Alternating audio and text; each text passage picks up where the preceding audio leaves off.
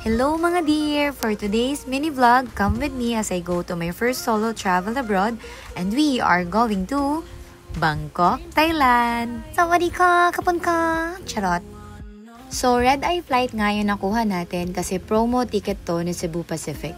I got this round-trip ticket for only 4,000 plus pesos excluding of the travel tax and baggage allowance. So 11 PM yung boarding time at maaga ako umalis ng Valenzuela para pumunta ng airport kasi alam nyo naman ang traffic dito sa Philippines. By the way mga dear, I have a YouTube channel where you can watch yung mga detailed information sa mga tinanong sa akin ng immigration officer since first time ko ulit mag-travel at solo ako this time. For context, 2019 pa yung last travel ko so medyo kinabahan ng tita nyo kasi syempre first solo trip ko to abroad tapos ako lang mag-isa so baka maraming tanong, yun lang yung nag-worry ako pero sa mga documents naman di ako nag-worry.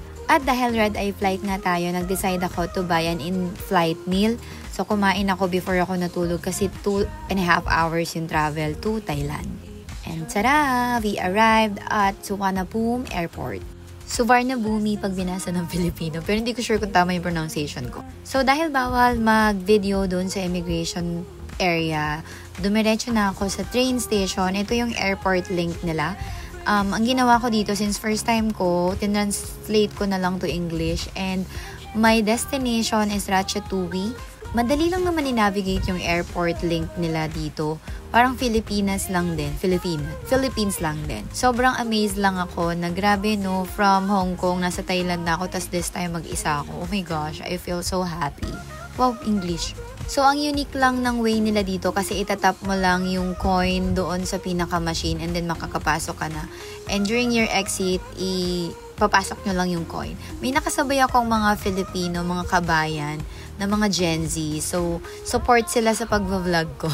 Kinuhanan pa nila ako ng clip. Ayan, ang cute. Thank you guys! If I can remember it correctly, less than 30 minutes lang yung travel time from the airport to my destination.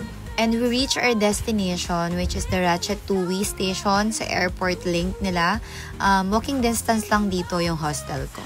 So, nagstay ako sa Mo Village Hostel dito, malapit sa Pratunam. I did a separate room tour dun sa vlog ko. You can follow me on YouTube at Travel with Tita Ann. But here, you can see a snippet of the room and yung bathroom nila. So far, I would recommend this hostel. Bukod sa mura, malapit sa lahat, ay may free breakfast pa sila. And well-maintained naman yung pinaka hostel. But if you're looking for a hostel na makapagmingle sa mga kung kani-kanino, this is not the perfect hostel. I think ito lang yung parang